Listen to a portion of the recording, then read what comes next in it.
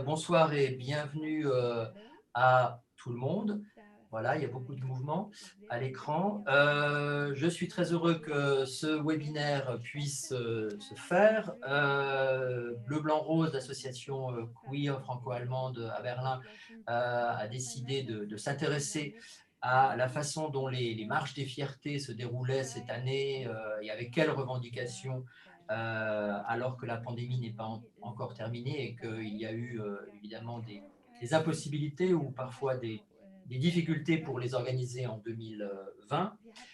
Nous avions déjà organisé au printemps un webinaire sur la situation et l'avenir des clubs à Paris et à Berlin, et donc nous sommes heureux de pouvoir renouveler cette opération sur un autre sujet à quelques jours de la marche des fiertés berlinoises samedi prochain, qui sera précédée la veille de la Dyke March également. On y reviendra.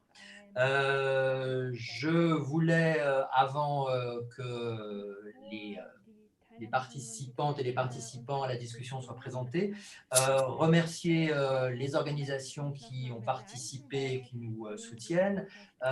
Du côté français, l'Inter-LGBT, du côté allemand, le LSVD ou LSVD, ainsi que le CSD Berlin.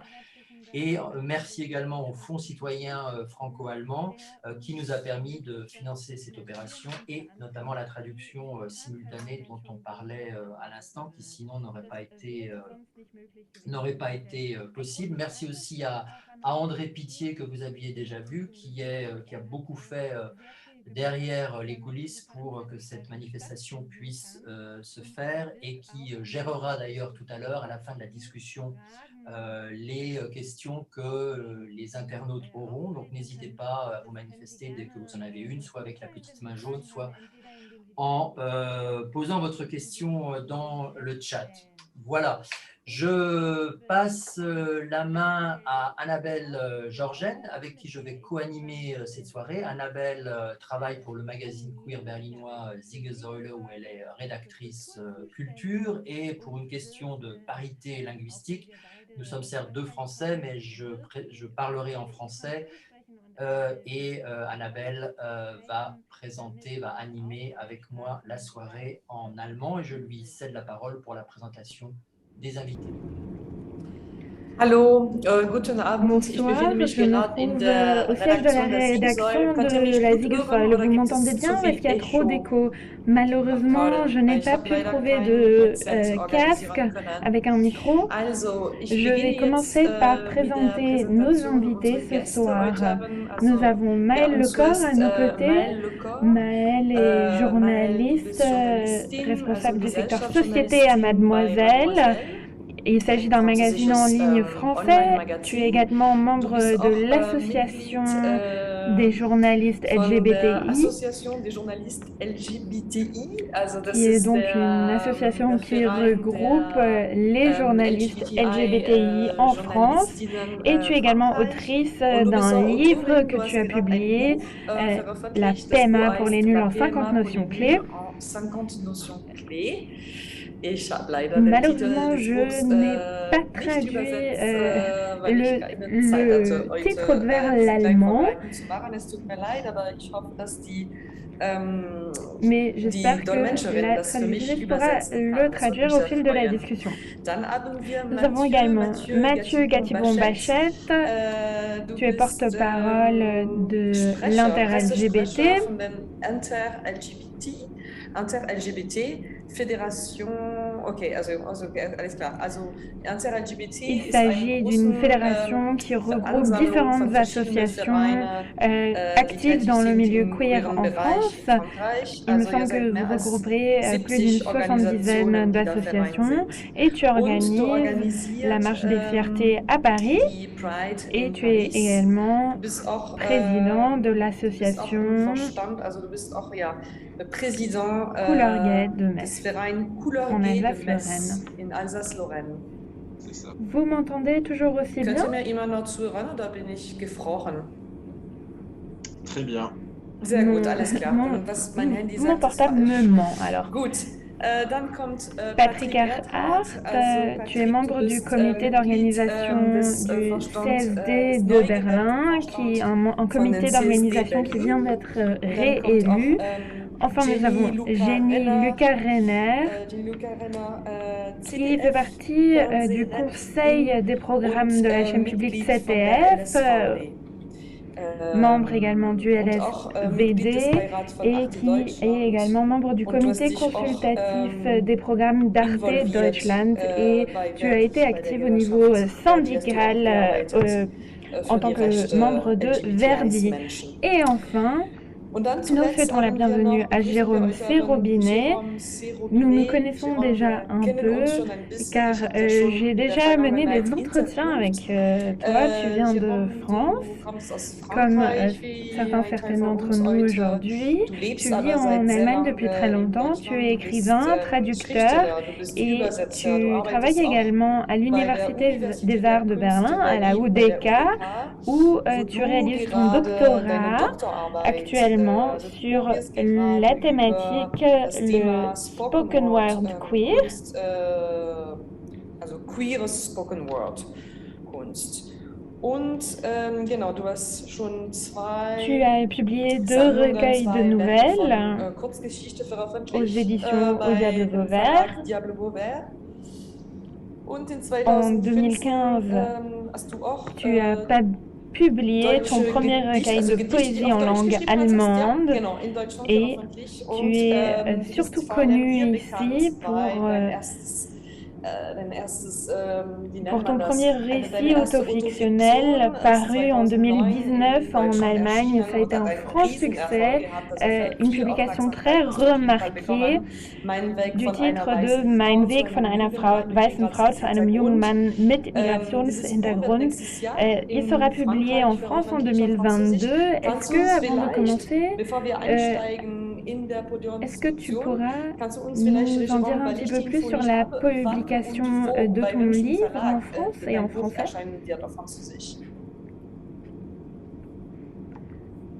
Bonjour à tout le monde. On m'entend? Ouais. Je m'entends, vous m'entendez? Super. Le livre sortira normalement, toujours les doigts croisés, en 2022, toujours au Diable Vauvert. Ok. Ouais. Et en allemand, il est sorti en 2019, pas en 2009. Ok, ok. Donc, merci pour ce petit ajout. Et maintenant, je passe la parole à Pascal.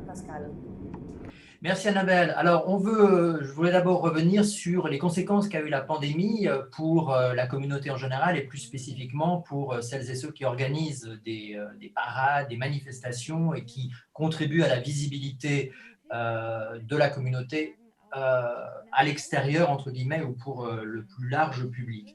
Je commence peut-être avec nos compatriotes, entre guillemets, en France, avec Mathieu Gatti-Pont-Bachette. Quelles conséquences a eu la pandémie en 2020 au niveau de l'organisation des parades? Est-ce que tout a dû être annulé? Est-ce qu'il y a des choses qui ont pu être faites? Dans quelle mesure, d'un côté, et la visibilité de la communauté queer a souffert, et dans quelle mesure, plus globalement, le travail associatif, le travail politique a été handicapé, remis en cause par cette pandémie? Alors, 2 choses. Déjà, pour l'année 2020, on a essayé de maintenir des manifestations sous une autre forme, pas sous la forme qu'on connaît habituellement de la marche des fiertés, mais il y a eu quand même des initiatives. C'est sûr que c'était plus compliqué, mais nous, ça nous tenait à cœur d'avoir quand même quelque chose qui était maintenu pour faire entendre nos revendications, puisque c'est l'objet de l'inter-LGBT que de faire connaître sa plateforme de revendication, mais aussi d'obtenir des résultats, puisque c'est une organisation et une manifestation politique, c'est son objet. Le plus intéressant peut-être, c'est pour cette année, parce qu'on s'est vraiment adapté, et je pense que c'est un constat qu'on peut faire pour beaucoup d'organisations queer à un travail collectif avec les outils qu'on utilise aujourd'hui, notamment pour cette conférence, puisque normalement on est dans une interassociative qui est plutôt francilienne et on a l'habitude de se réunir dans des maisons des associations avec des formats assez classiques. Maintenant, déjà, on a dû adapter notre mode de fonctionnement, ce qui n'a pas forcément été évident parce que, comme vous l'avez souligné au départ, on est une soixantaine d'organisations. Organiser des réunions à distance pour mettre tout le monde d'accord, c'est pas forcément toujours simple dans ce type de format, mais néanmoins, on a réussi à s'adapter. Après, il a fallu jouer du contexte, parce que tout simplement, on ne savait pas si on pouvait maintenir notre manifestation. On a fait un choix politique, pour le coup, c'est de maintenir la manifestation sur le mois des fiertés, sur le mois de juin. Il y avait certaines organisations qui étaient plutôt partisanes de partir vers une manifestation en septembre, et il y avait des organisations qui voulaient absolument maintenir, pour tout un tas de raisons, la manifestation au mois de juin, tout simplement parce que c'était compliqué aussi d'organiser une manifestation après 2 mois d'été, dans un contexte qu'on ne connaissait pas. On a préféré maintenir. Au final, le pari il a été réussi. Et on a pu maintenir la manifestation qui a eu lieu au mois de juin, fin juin, pour Paris-Île-de-France.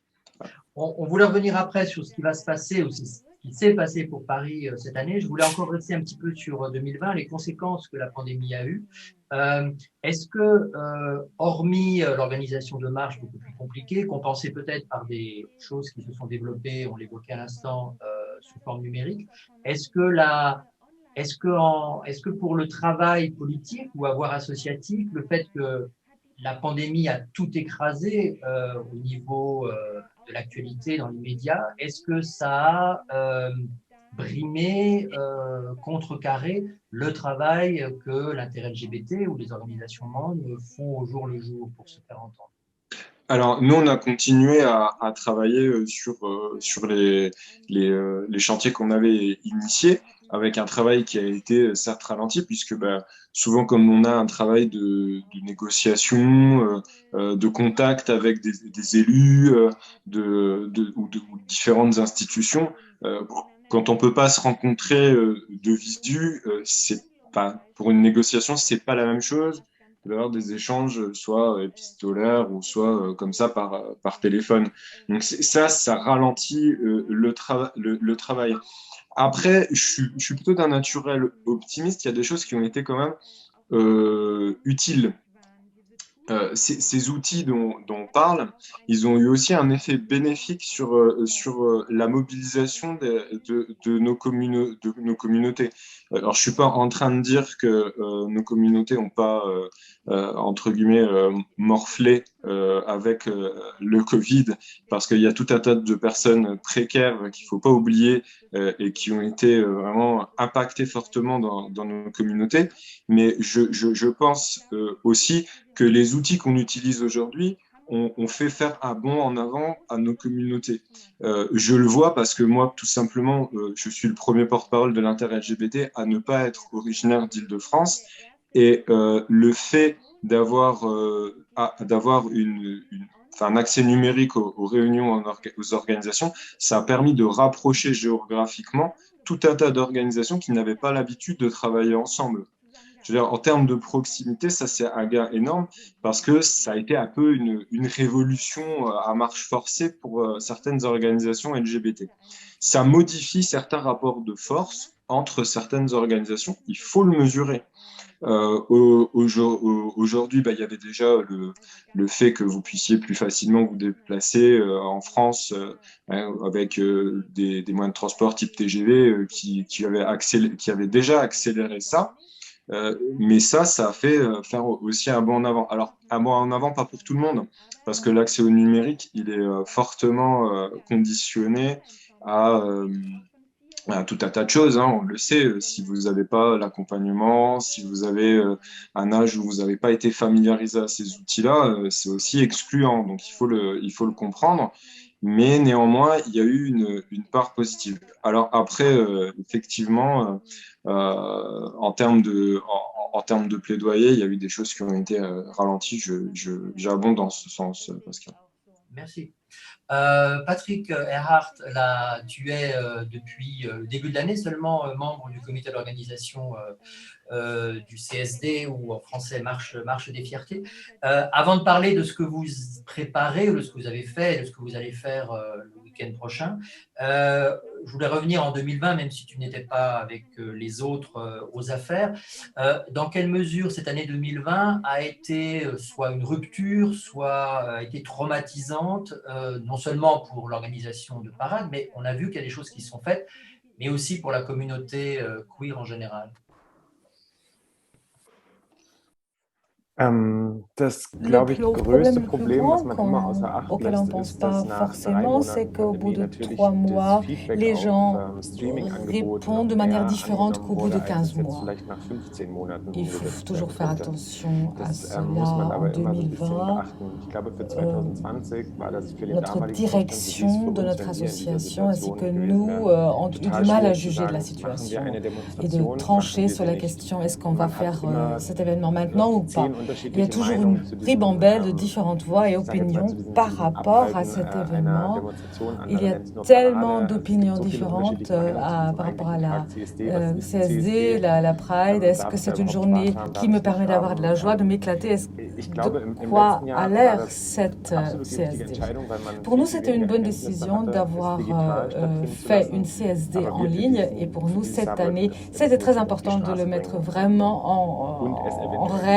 en réel, descendre dans la rue, peut-être même de prolonger cela en ligne. Et pour nous, c'était vraiment très important de le faire en live. Pour une association, c'est difficile pour nous qui avaient du mal à avoir des sous, à avoir des aides, des subventions. Avant de passer la parole à Annabelle pour évoquer ce qui se fait cette année, une question peut-être rapide à, je ne sais pas si vous voulez tous les deux répondre, à Maëlle et Jérôme sur les conséquences de la pandémie pour des minorités au sein de la minorité, en quelque sorte, à la fois pour les lesbiennes, les personnes trans. Est-ce que ça a été une période encore plus difficile 2020 avec la pandémie et ses conséquences? Je ne sais pas qui veut répondre. Pour ça, il faut juste activer le micro. Maëlle ou Jérôme? Pardon, j'avais pas entendu. J'avais la fin de la traduction qui se chevauchait, donc je n'ai pas entendu le début de la question. Je suis désolée. Le début de la question, c'était on a évoqué les conséquences en 2020 de la pandémie pour la communauté queer en général. Dans quelle mesure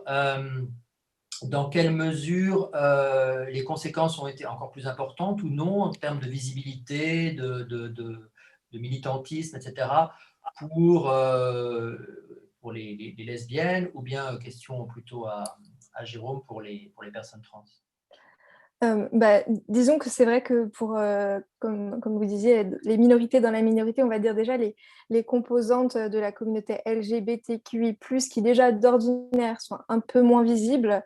Là, les revendications, la visibilité, elles passent peut-être encore plus en dessous, elles passent encore plus sous les radars. Et c'est vrai que voilà, pour ce qui est de la France, en tout cas, il y a eu ce contexte de pandémie qui est arrivé en plein au moment où la question de la PMA, donc la procréation médicalement assistée, arrivait à l'Assemblée.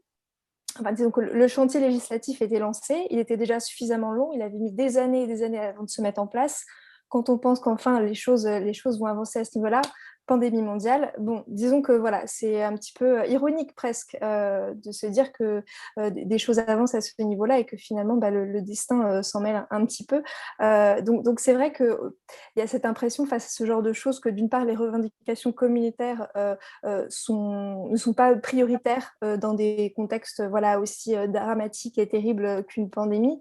Et aussi comment derrière mettre en avant les questions qui vont être vraiment impactantes pour les personnes, c'est-à-dire la question de la précarité, justement la question de l'isolement, la question des discriminations de manière générale, où c'est vrai que forcément la pandémie en rajoute une couche, on va dire, sur ces questions qui sont déjà très compliquées à mettre en avant de manière générale. Donc c'est vrai que oui, ça ça a mis un coup d'arrêt à certaines revendications et en même temps, ça a recréé d'autres choses, je pense, ça a recréé de l'énergie. J'y ai pensé tout à l'heure voilà, quand on faisait un petit peu le déroulé des différents intervenants et des différents événements là, qui vont arriver à Berlin. Le fait que voilà, Berlin accueille une Dyke March depuis très longtemps. Nous, à Paris, on a eu notre première Dyke March cette année, donc c'est quand même un peu fou de se dire ça. C'est qu'il y avait déjà eu des marches lesbiennes, mais il y a très longtemps, dans les années 70, début 80, donc ça remonte quand même.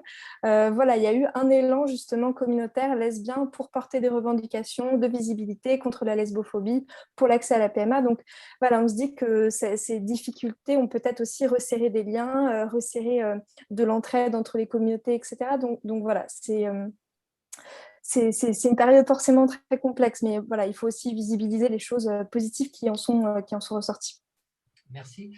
Est-ce que Jenny Luca ou Jérôme veulent ajouter quelque chose sur cet aspect? Si c'est le cas, en allumant le micro, ça facilite les choses. Mais, si jamais, Jenny, tu veux ajouter quelque chose directement sur la thématique lesbienne, je te laisse la parole. Sinon, je peux apporter mon éclairage sur peut-être les écueils principaux qu'ont pu connaître les communautés trans lors de cette pandémie. Je continue sur ma lancée. Alors, effectivement, en fait, je suis un peu comme vous deux, c'est-à-dire je serai aussi de nature optimiste. Je suis de nature optimiste, mais un peu dans le sens où le pessimiste dit ça ne pourrait pas être pire et l'optimiste dit aussi. Alors, je suis tout à fait conscient, effectivement, que la numérisation, par exemple, a pu apporter un bond en avant pour effectivement pour toucher des communautés qui ne sont pas forcément dans les métropoles ou dans les grandes villes. Il y a eu énormément au début de la pandémie à Berlin et en Allemagne des réseaux de solidarité extrêmement qui faisaient chaud au cœur, tels que par exemple des crowdfunding qui se sont créés immédiatement pour payer le loyer des personnes précaires ou pour apporter des repas qui étaient cuisinés par les gens qui ne pouvaient pas forcément se déplacer et qui étaient apportés directement au domicile. Et pour les personnes trans, alors en fait, le truc, c'est que d'une part, les personnes trans sont parfois tributaires de choses très concrètes dont elles ont besoin pour effectuer leur parcours, qui là, en l'occurrence, étaient annulées du fait de l'impossibilité, par exemple, d'avoir des opérations de réassignation de genre. Donc, des gens qui éventuellement avaient attendu des mois, voire des années pour avoir un rendez-vous, pour avoir une date d'opération et qui se voyaient devant le désespoir de devoir reporter de nouveau cette opération. De même, pour les expertises psychologiques qui sont nécessaires en Allemagne pour le changement d'état civil, là, bien souvent, en tout cas au début, c'est rendez-vous avec les expertes étaient repoussés. Et donc, ça crée beaucoup de détresse et ça accroît le désarroi psychologique des personnes trans. En France, étant donné qu'il n'y a maintenant plus besoin d'expertise pour avoir un changement d'état civil, mais il y a toujours besoin de passer par l'officier d'état civil qui fait la demande au TGI, au tribunal de grande instance. J'imagine qu'il y avait des choses similaires, c'est-à-dire des rendez-vous reportés, des décisions qui ne se prennent pas et qui accroissent encore une fois la situation difficile. Outre le fait qu'au début, on n'était pas sûr de l'approvisionnement en hormones. Si la pandémie, on ne savait pas combien de temps elle allait durer et éventuellement, à un moment, on allait se retrouver court en ce qui concerne la testostérone et les oestrogènes. Donc voilà, il y avait tout ça qui augmentait en plus la sensation d'isolement et la précarité et cette pandémie mondiale. Merci. Je ne sais pas si Jenny Luca veut ajouter un mot sur cette problématique. Le temps que la traduction lui parvienne. Si ça n'est pas le cas, je laisse la parole à si elle lève la main. Voilà. Jenny, oui. Yeah. Merci beaucoup de vos impressions multiples. Merci à vous toutes, merci à vous tous. Ce que j'aimerais bien mentionner, c'est que tous ces formats en ligne ont fait que cette communauté s'est retrouvée. Il y a des groupes qui se sont retrouvés régulièrement, des réseaux privés ou bien des réseaux associatifs. Et on a vraiment discuté de manière très intense différents sujets qui normalement sont moins discutés. Et ça crée une nouvelle base, ça a jeté de nouvelles bases au sein de la communauté qui très souvent avait du mal à vraiment rayonner vers l'extérieur parce qu'on a eu énormément de limites pour se faire connaître. Donc, on a pu mener une enquête aussi. Est-ce qui pourrait, par exemple, nous rejoindre? On a pu retrouver des personnes qui sont loin de la capitale, par exemple. Et ils nous ont pu aussi parler de leur vie. Et au fort de leur expérience aussi, notre travail peut être mieux coordonné. L'année dernière, il y a eu quand même des rencontres avec beaucoup de personnes qui étaient... On a eu par le gouvernement énormément de restrictions. Un foyer a pu retrouver des personnes d'un autre foyer et c'est la raison pour laquelle nous avons eu comme parole « Nous sommes tous un foyer ». C'est un marché, une rencontre que nous allons réitérer. Nous allons, dans le cadre de la Christopher Street Day, nous retrouver aussi à Berlin. Je voulais encore compléter ceci, que tout ce qui a été déjà dit est très vrai. Merci beaucoup. Le son n'est pas très bon. Je ne sais pas si c'est lié à la connexion Internet proprement dite ou au micro. Je ne sais pas si tu peux faire quelque chose. Je cède en attendant la parole à Annabelle pour évoquer ce qui se passe ou s'est passé pour Paris et pour d'autres villes déjà en 2021.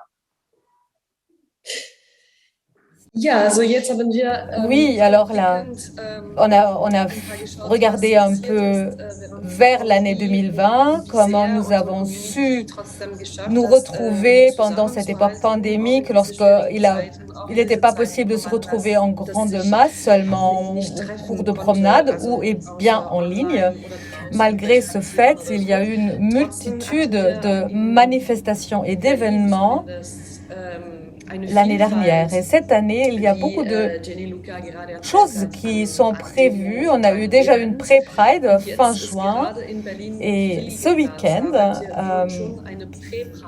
le coup d'envoi sera lancé vendredi prochain, comme cela vient d'être dit. Le week-end dernier, il y a eu déjà, non pas en banlieue berlinoise de l'Est, mais dans la partie Est de Berlin, il y a déjà eu de premières rencontres, pour être très vrai. Une manifestation qui a eu lieu la deuxième fois et samedi, donc une autre manifestation qui est prévue. Und am Samstag gibt es natürlich auch eine andere Demo, die geplant ist. Und jetzt ist vielleicht meine Frage. Et j'aimerais bien poser la question à toi, Patrick. Qu'est-ce que vous prévoyez exactement à Paris samedi prochain? Merci beaucoup. Non, pas à Paris, à Berlin. Il y a eu la Trans Pride samedi dernier. Je trouve que c'est très important que cette multitude, que cette grande variété des différents événements à côté du Christopher Street Day soit vraiment haut à l'affiche. Et nous sommes tous là. Et la semaine avant le CSD, on essaye quand même d'être presque partout. On peut pas participer à tous les événements. Nous avons prévu une manif avec 5 chariots. Ce sont 2 grands chariots qui ont été organisés et décorés. Des voitures sont décorées par notre association. Il y aura des discours toutes les 20 minutes. qui vraiment traduiront la diversité et la multitude.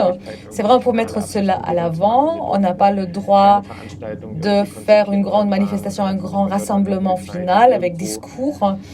Ce n'est donc pas un événement où beaucoup de personnes se retrouvent dans un même espace pour une longue durée. Donc tout est en marche. Il a fallu, bien sûr, trouver des compromis avec le gouvernement qui nous a donné les autorités. Peu après l'ancienne frontière à la Leipziger Straße, nous allons lancer. C'est une très grande zone parce qu'il faut respecter les distances. À partir de midi, on va partir, on va se rassembler, pardon. À 13h, on va partir avec quand même un discours inaugural du maire adjoint de M. Lederer, ainsi que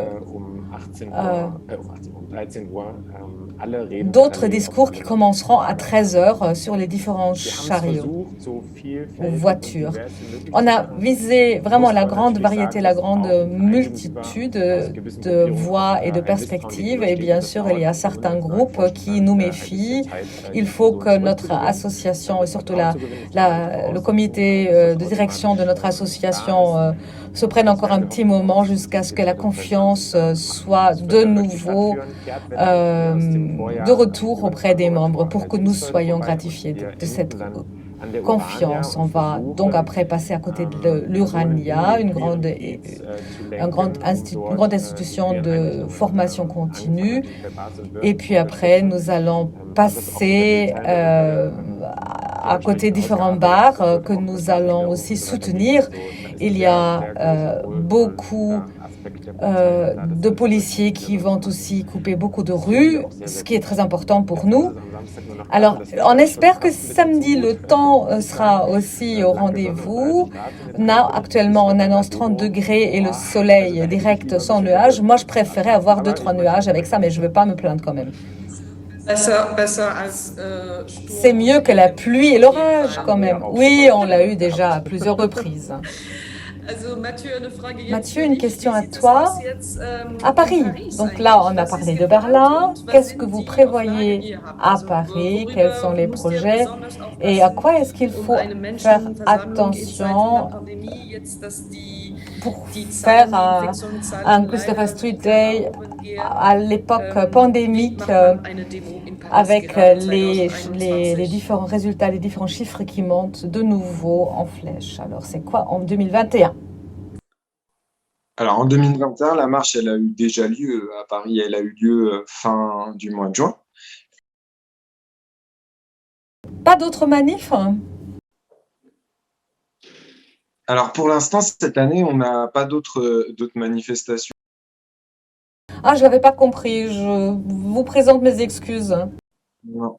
La manifestation, elle a déjà eu lieu. La marche des fiertés, elle a déjà eu lieu. Elle s'est très, très bien passée puisque cette année, on a choisi vraiment d'innover puisque c'est la première fois depuis 1977, depuis l'organisation de la marche des fiertés à Paris, qu'elle part hors de Paris intramuros, puisqu'on a fait le choix de la faire partir de Pantin, qui est une ville du 93 de la Seine-Saint-Denis.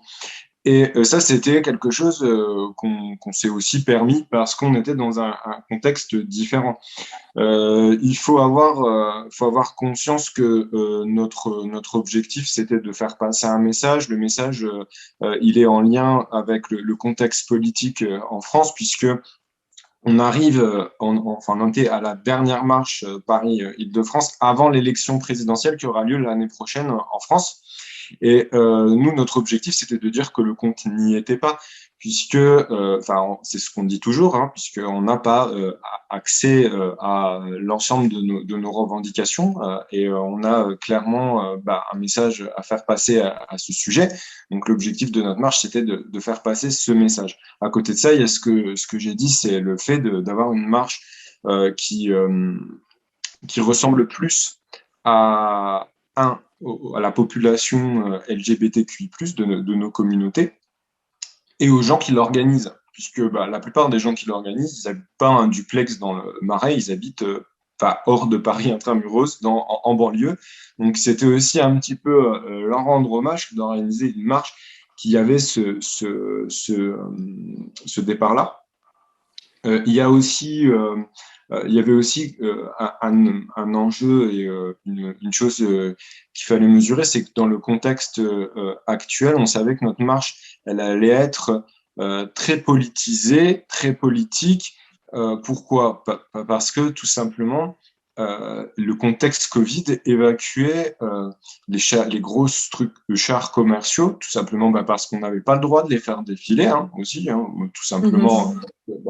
C'était aussi c'était une impossibilité de les faire défiler parce que il y avait le contexte du Covid. Hein, on ne voulait pas que notre manifestation soit taxée d'inconséquences avec des gens qui seraient trop exposés. Il y avait parallèlement à ça la volonté qui est de plus en plus importante chez les organisations qui sont membres de l'inter-LGBT d'avoir moins de commerce, moins de gros sponsors au sein du défilé. C'est un choix politique qui est fait par les organisations avec quand il y a des sponsors, une réflexion éthique sur la présence des sponsors qui est une volonté de la marche des fiertés à Paris. Il y a ça, il y a tout un contexte avec une manifestation qui avait eu lieu le week-end précédent. Donc ça crée un climat particulier pour notre marche des fiertés.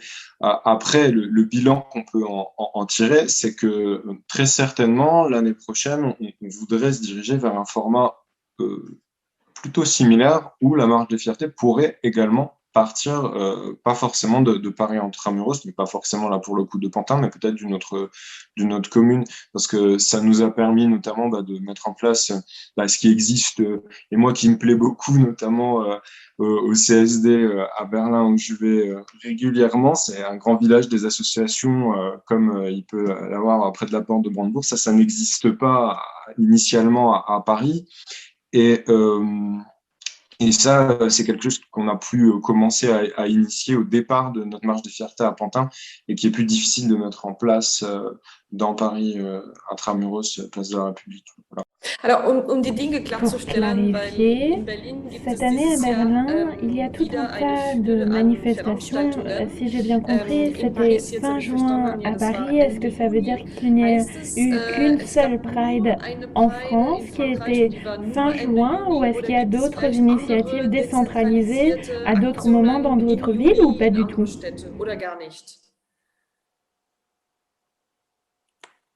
Alors, il y a plein de marches dans des villes moyennes. Hein. Moi-même, je suis président d'une marche parallèlement qui a lieu à Metz, pas très loin de l'Allemagne, hein. Notamment, moi je travaille beaucoup avec mes collègues de LSVD à Sarrebruck, ou des gens qui sont à Trèves pour une association que vous connaissez peut-être qui s'appelle le Schmitt. Et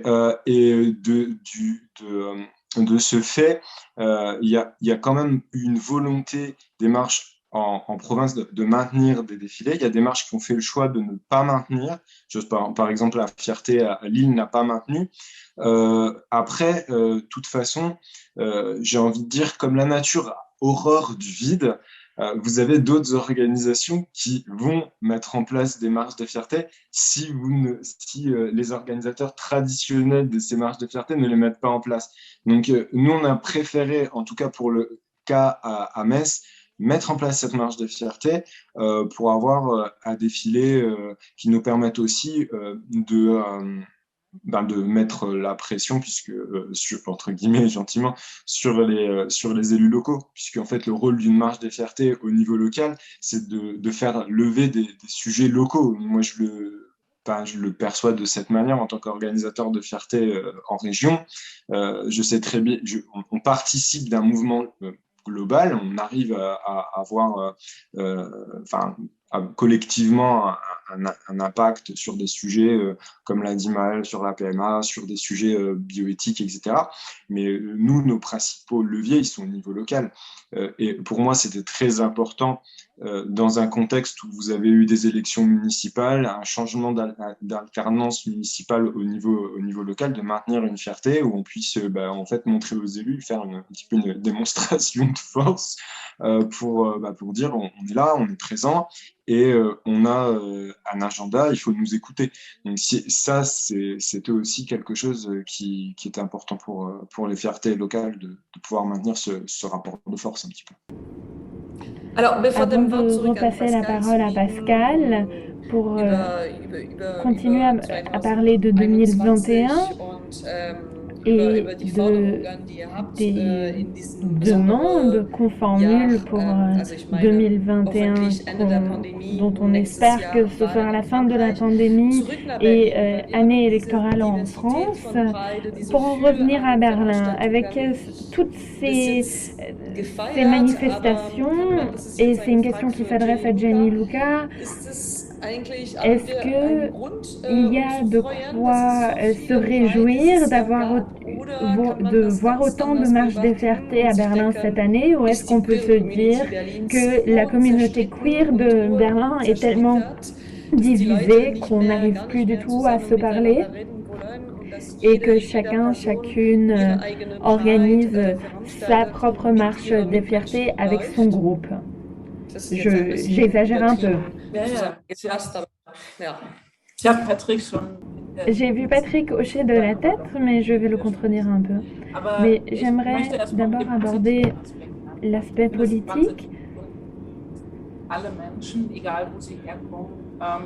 Il faut que toutes les personnes membres de nos communautés puissent saisir l'opportunité d'organiser une marche des fiertés. Donc je me réjouis de cette diversité. Mais ce qui me manque actuellement, et c'est là où j'aimerais contredire Patrick, mais peut-être qu'en réalité nous sommes du même avis,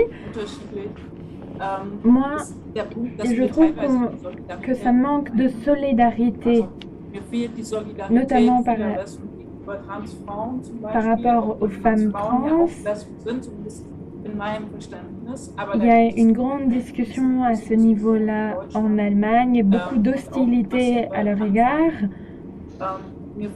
Je trouve qu'il n'y a pas assez de solidarité envers les femmes lesbiennes ou les lesbiennes en général, notamment de la part des hommes gays, notamment en ce qui concerne le financement de différents projets.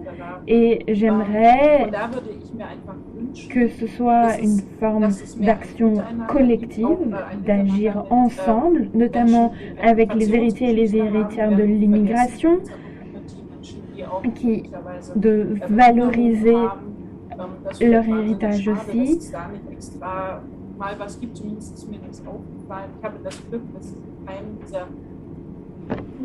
J'aimerais qu'il y ait plus de liens qui existent entre ces différentes bulles, les différentes structures, et qu'il y ait plus de partage, qu'il y ait vraiment une action commune.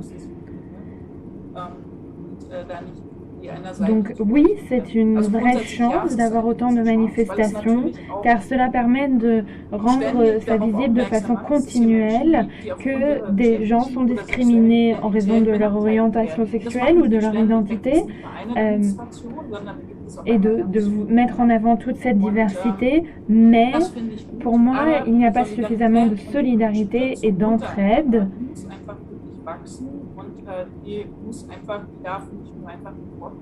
Il faut être présent, défiler ensemble et soutenir les autres, et également s'engager pour les luttes des autres.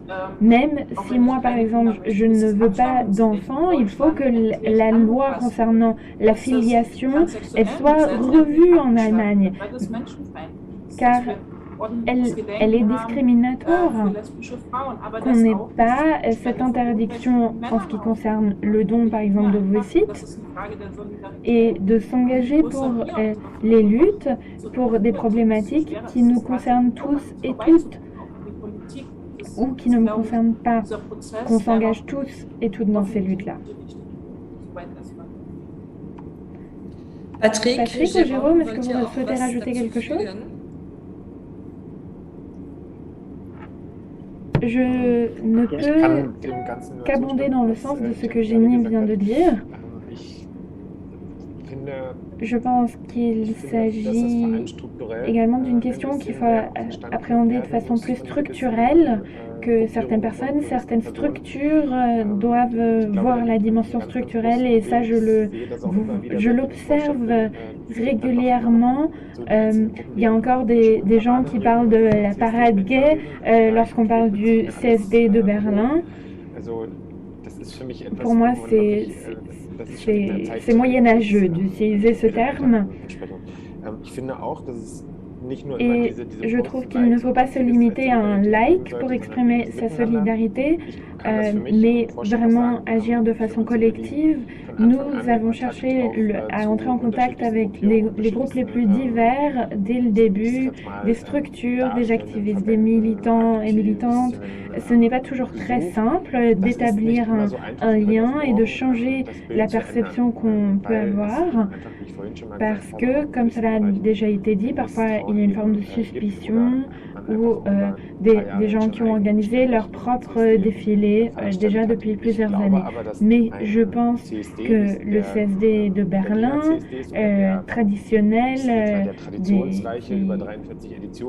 il y en a un qui disent que c'est la marche des fiertés officielle, d'autres disent que c'est celui de longue date, d'autres disent que c'est celui qui est officiel.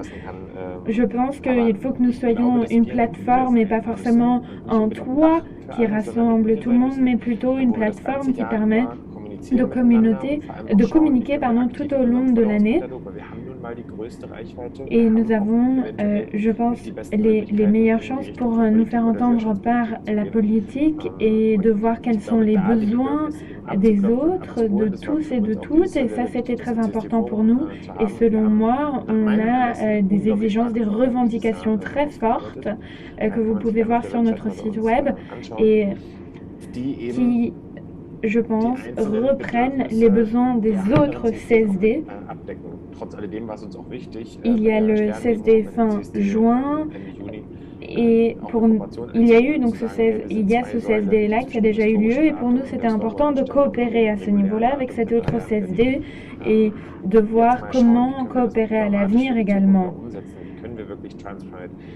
Que le festival du film lesbien et non-binaire, le Dyke March, d'autres initiatives et des initiatives qui ont perdu en visibilité au sein de cette parade très festive. Jérôme, qui souhaitait également prendre la parole, je crois. Bien, merci. Alors, je ne sais pas par quel bout commencer. Mon esprit pense en cluster, alors je vais essayer de réunir tout ça. Alors d'abord, effectivement, je pense comme Jenny et Patrick que avoir plein de manifestations ne doit pas forcément être une sorte de concurrence, mais que ça peut être de la complémentarité, avec des focus différents, selon aussi les personnes qui organisent, qui ont tout un background particulier qui fait que les revendications sont ciblées. Là, par exemple, et d'ailleurs, même ce qui parle pour cette complémentarité, c'est que parfois, il est fait en sorte qu'il est possible de participer aux 2 ou aux 3 qui ont lieu par le fait qu'elles ne commencent pas à la même heure. Par exemple, le samedi, après la manifestation que co-organise Patrick, il y a une manifestation qui commence à 5 heures, organisée par le CFAC, qui est le Queers Against Racism and Colonialism, et qui ont un focus et plus de personnes racisées. Mais elles ont fait en sorte que ce soit possible de participer aux 2, en mettant le début de cette manifestation Quark plus tard. Ensuite, effectivement, sur le fait alors, je trouve que les revendications et la manière dont ça se passe, la manifestation en soi, montrent que non seulement pour une Pride, pour une marche de fierté, un des mouvements moteurs, c'est lutter pour l'égalité des droits et contre les discriminations, donc une sorte de transformation de la société majoritaire, mais qu'il y a aussi un deuxième mouvement qui consiste à vouloir transformer les communautés queer. Et que de ce deuxième mouvement, par exemple, quand, si je ne m'abuse, je crois que j'avais jamais dit cette expression, si je ne m'abuse, à la manifestation de Paris, il y avait des personnes qui portaient des pancartes transphobes. Et donc, en fait, il y a toujours cette réflexion de comment fait-on pour dealer avec les différents conflits et dissensions qu'il y a à l'intérieur des communautés queer, comment faire face aux violences qui peuvent émerger à l'intérieur d'une manifestation en soi. Et je sais que c'est extrêmement compliqué parce que j'ai co-organisé à la fin des années 2000 une marche alternative à Berlin qui était un peu l'équivalent à l'époque de la marche des tordus à Paris. Et d'ailleurs, on avait fait une sorte d'échange où on avait lu un texte lors du podium final, un texte des tordus avait été lu à Berlin et un de nos textes avait été lu à la marche des tordus.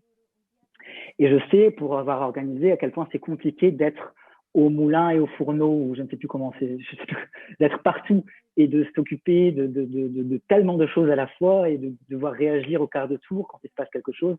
Et que mon expérience, c'est que dans toute manifestation, il y a eu des problèmes de violence. Que ce soit de manière verbale, que ce soit physiquement. Là, je pense qu'à Paris, il y a 2 personnes trans, femmes trans qui se sont fait molester. Donc voilà, donc je pense qu'il faut toujours avoir en compte qu'il y a ces 2 mouvements-là, le mouvement à l'extérieur, une transformation macro au niveau macro et une transformation au niveau micro. Et ensuite, oui, pour les différentes solidarités, par exemple, je ne sais pas si les personnes allemandes savent qu'en France, donc tu as parlé Maëlle de cette loi pour la PMA qui vient d'être adoptée, la loi sur la bioéthique, qui permet la procréation médicalement assistée pour toutes. Malheureusement, les personnes trans ont été explicitement exclues de cette loi puisque les femmes trans n'ont pas le droit de conserver leurs gamètes et les hommes trans n'ont pas le droit d'avoir recours à l'insémination artificielle. Et je ne sais pas, tout à l'heure, la question était est-ce que la pandémie a fait du tort à la visibilisation des marginalisés à l'intérieur de la marginalisation? Je ne sais pas, j'aimerais me dire que s'il n'y avait pas eu la pandémie, peut-être qu'il y aurait eu plus de solidarité pour la loi sur la bioéthique de prendre en compte les personnes trans et que ça ne serait pas passé à la trappe. Peut-être. Non? Bon, c'est mon optimisme. Das ist natürlich eine Möglichkeit. C'est une possibilité, tout à fait. Mais nous allons maintenant passer, je pense que Jérôme qui a évoqué cet exemple très précis de ce qui vient de se produire en France. Je sais que Pascal souhaitait qu'on revienne, qu'on élargisse un peu le débat et je repasse à Pascal. Merci Annabelle. Je voulais tout d'abord donner la parole à Mathieu qui a levé la main, peut-être pour réagir à ce qui a été dit. Je me permets d'ajouter une question, mais c'est peut-être exactement ce que tu voulais dire, c'est-à-dire est-ce que ce dont on vient de parler, ces rivalités, ces bisbilles, etc., au sein de la communauté queer, est-ce que ça se retrouve aussi en France et ça suscite des problèmes? Et peut-être que Maëlle peut aussi ensuite rebondir justement sur ça aussi. Moi, je trouve ça plutôt intéressant. Je considère pas ça comme un problème. Je considère pas que les gens qui organisent des marches alternatives sont les ennemis de l'intérêt LGBT ou d'une autre organisation. C'est pas du tout la façon, en tout cas, dont on voit les choses à l'intérêt LGBT.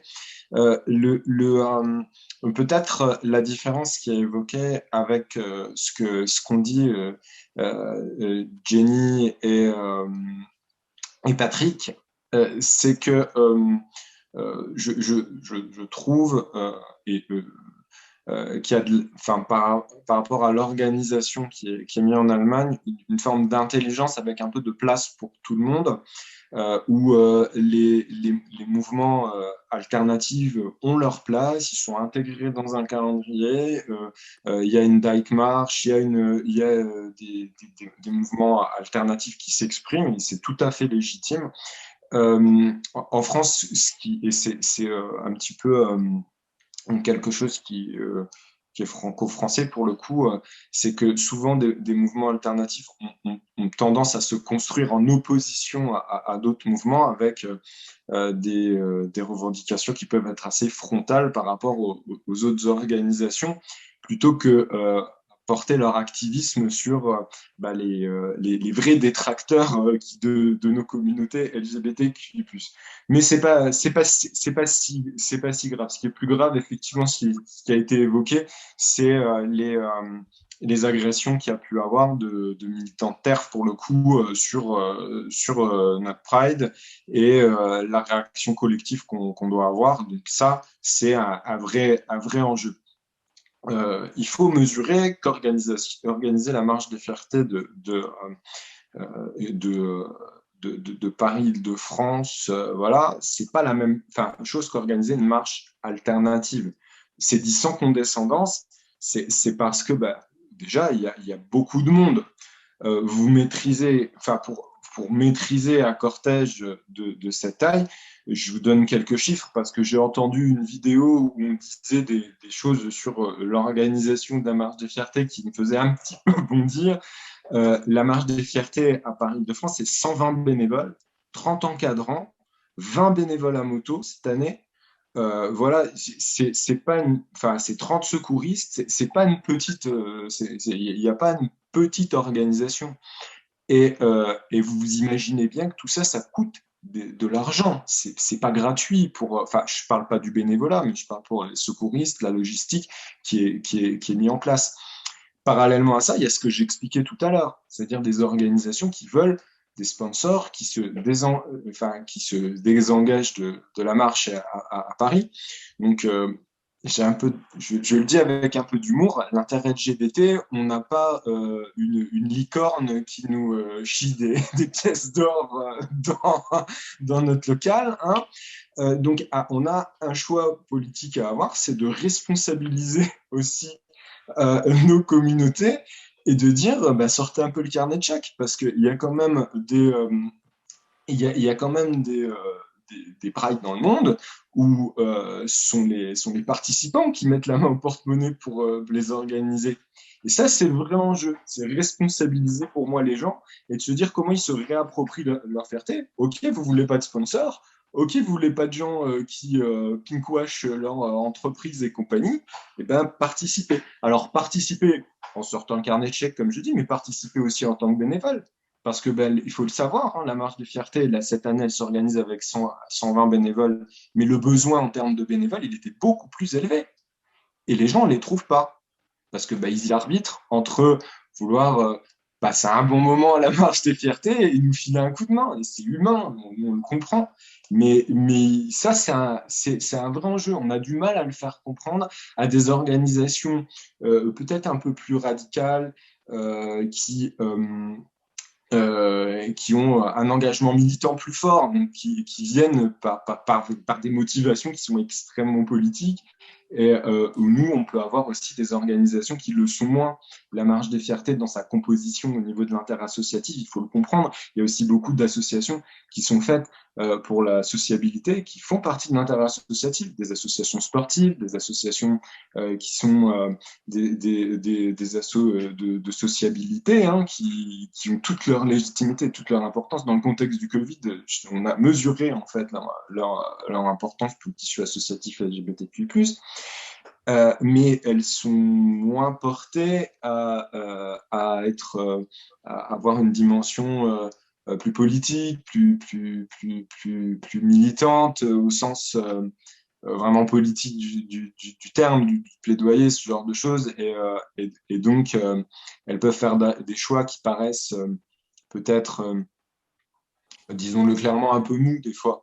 Mais quand vous avez 60 organisations, vous ne pouvez pas fonctionner comme quand vous avez une dizaine d'organisations qui sont tous portées par des convictions plus radicales, centrées sur les droits des migrants. Il faut être un petit peu indulgent et un peu bienveillant, je pense, des fois. Moi, ce que je dis à ces organisations-là, c'est que je considère, et ça va peut-être rassurer Patrick et Jenny, moi j'adorerais avoir un mouvement comme la LSBD en France. Je le dis, avec des gens qui sont réunis et structurés et avec des interlocuteurs un peu identifiés dans toutes les régions. Pour moi, c'est un vrai enjeu du mouvement LGBT au niveau français de l'unité, parce qu'on a un mouvement qui est atomisé et donc moins efficace, il faut pas se le cacher. Et je pense que il faut réfléchir à ça, à réfléchir comment on travaille ensemble et on agit en complémentarité. Moi, je regrette qu'il y ait certaines organisations qui ne soient pas au sein de l'inter-LGBT au moment de la prise de décision collective, hein, parce que l'inter-LGBT, ce n'est pas des gens qui décident, 3 personnes sur un coin de table, comme on a pu l'entendre, White Cis-Man qui décide tout dans son coin. Non, c'est pas comme ça que ça fonctionne. C'est un collectif qui décide, et le problème, c'est qu'il y a des gens qui font la politique de la chaise vide, et que la politique de la chaise vide, ça a ses limites. Et ça, il faut vraiment l'entendre. Alors après, il y a des organisations qui ne veulent pas travailler avec nous, c'est leur liberté. Il y a heureusement dans notre pays de la liberté associative, encore pour le moment. Voilà, mais on peut essayer au moins sur des sujets d'avancer ensemble, et ça sera à mon avis plus efficace. Merci Mathieu. On a parlé de la façon dont ça fonctionnait en 2021, comment ça se déroulait. Je voulais évoquer les mots d'ordre des deux parades, ou des parades en général, ou des manifestations qui sont organisées. Je voulais d'abord donner la parole à Maëlle, parce que la marche des fiertés parisienne, elle a eu lieu fin juin. Alors qu'on était encore dans le débat budgétaire le débat parlementaire, sur la PMA. Donc, comme on l'a entendu, la loi a été adoptée quelques jours plus tard. Mathieu nous parlera peut-être ensuite des autres revendications de 2021. Mais Maëlle, est-ce que finalement ce dossier, ça a été central, et spécialement évidemment pour les personnes concernées, en 2021, et peut-être, j'anticipe un peu sur une question qui vient normalement après, mais c'est pas grave, la réforme qui restera du quinquennat d'Emmanuel Macron? Oui, ça restera. Donc là, voilà, on est encore un petit peu dans la fin du processus, hein. Ça a été voté toute fin du mois de juin. Voilà, on est en attente de la promulgation des décrets d'application, donc qui sont des détails un petit peu techniques, mais voilà, qui vont faire en sorte que d'ici quelques mois, normalement, voilà, la PMA pour les couples de lesbiennes et les femmes célibataires va être effective en France. Voilà, la question, c'est est-ce que ça va rester comme la grande avancée sociétale du quinquennat d'Emmanuel Macron, comme le mariage pour tous a été la grande avancée sociétale de son prédécesseur François Hollande. Je pense que c'est pour ça aussi que Emmanuel Macron l'a fait, hein, finalement. Je pense que c'est aussi donner des gages, on va dire, aux électeurs plus à gauche qui vont être sensibles à ce genre d'avancée.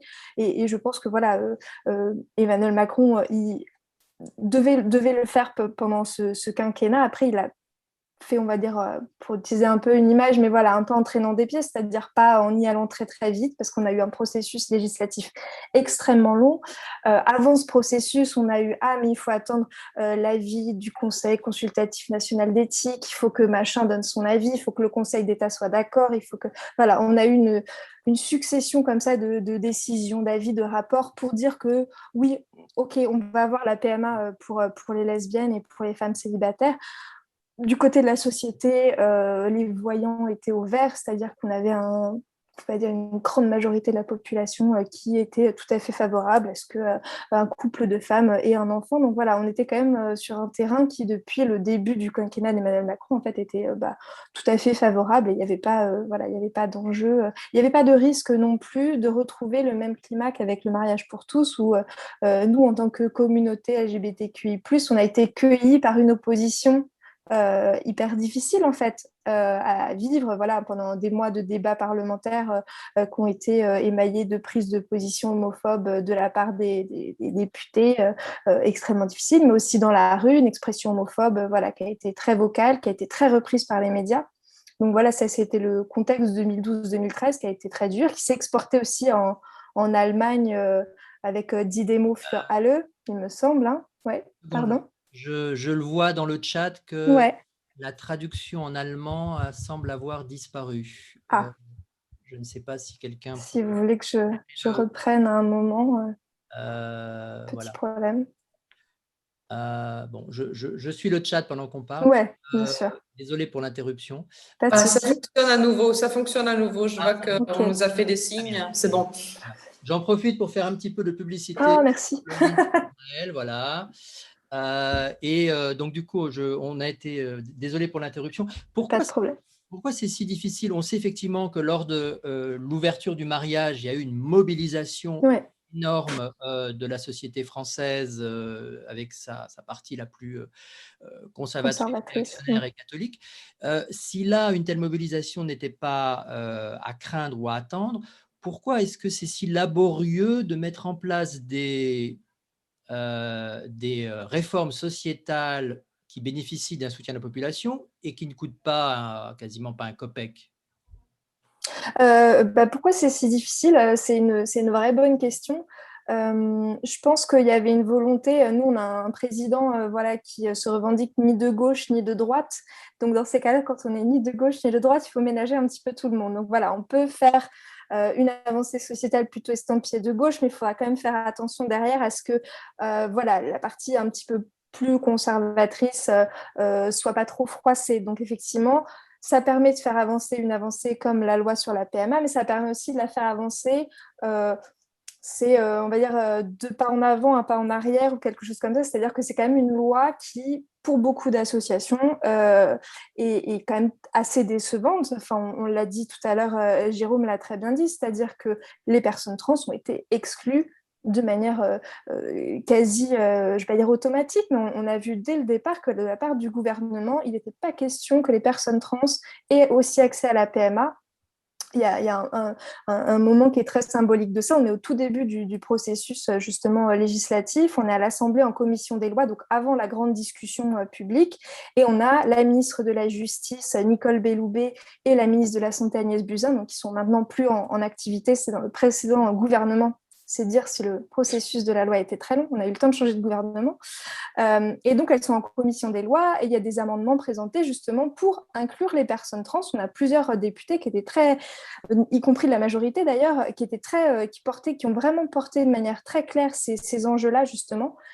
Et on a une ministre de la Santé, une ministre de la Justice qui parle de femmes trans, d'hommes trans, qui ne savent pas trop de quoi on parle et qui disent non, non, en fait, non, ça n'arrivera pas. Donc vraiment, on essaie sur une ignorance couplée d'une sorte de mépris, c'est-à-dire que si on n'en parle pas, ça ne va pas arriver, ça ne va pas trop se voir. Donc en fait, ça a été très clairement une volonté de dire la question des familles et des parents trans, de la transparentalité, de la possibilité pour les personnes trans de faire conserver leurs gamètes, pour envisager peut-être un projet d'enfant plus tard, après leur transition. Voilà, on a passé ça complètement, on a caché ça en fait. Et ça a été très clair dès le début, c'est un vrai manquement de la loi, parce que la loi, il suffisait, je dis ça comme si c'était très simple, mais cette loi, il aurait été possible en tout cas de l'écrire de manière dégenrée, c'est-à-dire qu'au lieu de dire la PMA est accessible aux couples hétérosexuels composés d'un homme et d'une femme, cette fois, on l'a écrit, la PMA est accessible à toutes les femmes, quel que soit leur statut matrimonial, quelle que soit leur orientation sexuelle. On aurait pu écrire que la PMA était ouverte à toutes les personnes, en fait. Et voilà. Et de fait, tous les outils de manière technique et médicale sont là, sont à disposition. Donc, en fait, c'est juste la loi qui doit permettre, qui doit s'adapter aux réalités des personnes. Parce que il y a aussi le fait que les familles trans, elles existent déjà en fait. Elles vont déjà faire des PMA soit à l'étranger, soit voilà, elles existent, elles s'arrangent déjà comme l'ont fait avant les couples de lesbiennes qui faisaient des coparentalités, qui allaient en Belgique ou en Espagne ou faisaient avec un donneur connu en fait. La société a toujours un coup d'avance et finalement c'est la loi qui s'adapte derrière et la loi elle met du temps et en France elle a mis particulièrement de temps, c'est-à-dire que il y avait des engagements du gouvernement juste après le mariage pour tous pour ouvrir la PMA, donc c'était en 2013. Voilà, on est en 2021 et ça vient d'arriver. Qu'est-ce qui a fait, comme on disait, qu'est-ce qui a fait que 8 ans s'écoulent? Je pense que c'est une volonté, oui, de y aller, on va dire, de ne pas donner trop de gages aux minorités trop vite, une crainte aussi de voir se répéter l'histoire avec de nouveau une vague conservatrice qui marque les esprits, qui fragilise aussi le gouvernement, puisque le gouvernement de Hollande a été aussi fragilisé par cet élan très conservateur dans la rue. Je pense que voilà, c'est tout un tas de petites choses. C'est aussi le fait, à mon avis, que cette loi de la PMA, en fait, elle s'inscrit dans une loi de bioéthique qui est très large, qui regroupe énormément de sujets. Et en fait, on a traité la PMA de cette manière-là, c'est-à-dire comme un enjeu de bioéthique. Il fallait la traiter d'un point de vue médical. Or, la PMA, étant donné qu'elle est ouverte depuis un certain nombre d'années quand même aux couples hétérosexuels, il ne s'agissait plus de dire est-ce que la PMA, de manière générale, est éthique. Il s'agissait juste de dire une partie de la population y a accès, c'est une discrimination si d'autres gens n'y ont pas accès. Et dans ces cas-là, on aurait été sur un enjeu de justice sociale, d'accès aux droits, d'égalité. Si on l'avait présenté comme ça, peut-être que ça aurait été plus vite, parce qu'en fait, à partir du moment où il y a une discrimination, il y a une discrimination et on fait en sorte qu'il n'y ait plus cette discrimination. En la laissant sur le terrain de la bioéthique, évidemment, on en faisait un enjeu différent. Et dans ces cas-là, on peut articuler beaucoup d'arguments plus ou moins entendables, mais en tout cas, voilà, ça permettait de laisser beaucoup plus de place à une opposition qui a eu des arguments sur la nécessité d'avoir absolument un père, ou alors que la PMA devait absolument être une réponse à un problème de fertilité et non à un problème dit social. Donc, on a entendu des arguments complètement fous sur le fait que voilà, il fallait qu'il y ait une infertilité vraiment prouvée médicalement et qu'un couple de femmes qui de facto ou pas forcément d'ailleurs, parce qu'un couple de femmes peut aussi être infertile, mais en tout cas, voilà, on a fait des distinctions entre eux sur différents types de PMA, alors qu'au final, voilà, ce qui est très bien dans cette loi, un bon point de cette loi au moins, c'est qu'elle va être remboursée pour toutes et tous. Et ça, voilà, c'était le minimum, on va dire, de ne pas intégrer une nouvelle discrimination en enlevant une autre. Merci pour tous ces détails. Encore une fois, pour en savoir plus, le livre de Maëlle Lecor, Le quart d'heure publicitaire. Je voudrais revenir donc au mot d'ordre 2021 avec Mathieu et Patrick. Mathieu, donc on vient d'évoquer le dossier sans doute le plus d'actualité avec la GPA et la nouvelle loi. Quels étaient sinon, en quelques mots, on évoquera l'international ensuite avec Annabelle, les mots d'ordre centraux de la marche des fiertés 2021? Alors, le slogan cette année, c'était plus de droits, moins de blabla, trop de promesses, on régresse. Donc, c'est par rapport à ce que je disais tout à l'heure sur le fait que on a l'impression d'un bilan qui est pas très bon pour le quinquennat d'Emmanuel Macron, qui arrive à son terme. Je serais peut-être un petit peu même plus sévère que Maëlle, parce que moi, je pense qu'il y a une dimension assez cynique dans le fait de retarder ce texte, le fait qu'il puisse être un marqueur, notamment pour le président de la République, le fait d'avoir quand même un texte qui revient systématiquement dans le débat sur la PMA pour réactiver le fait que nous, on est les gentils, on est progressistes. C'est un petit peu, il y a une part de calcul. Après, l'enjeu, au-delà des droits, parce que c'est quand même une question centrale pour les mouvements LGBTQI+, surtout pour les mouvements queer, c'est de comment on passe du droit à l'effectivité du droit, à sa traduction dans la réalité des personnes, des membres de nos communautés. Parce que c'est pas tout d'avoir des droits, c'est pas une jolie codification. Si vous n'arrivez pas à l'entrer dans le réel, vous pouvez caler votre table basse, ça va pas servir à grand chose. Donc c'est comment on fait pour que ces droits soient effectifs. Alors il y avait quelque chose qui avait été initié, notamment par la ministre Elisabeth Moreno, c'était le plan d'action, nous qu'on trouvait sur certains aspects positifs, mais qui méritait aussi d'être renforcé sur d'autres. Mais néanmoins, ce plan, il avait le mérite d'exister, sauf qu'il était sous-doté en moyens notamment financier, matériel, humain, avec une impossibilité pour cette ministre d'imposer à d'autres ministères qui soient mis en place. Donc ça, c'était aussi un enjeu de le rappeler.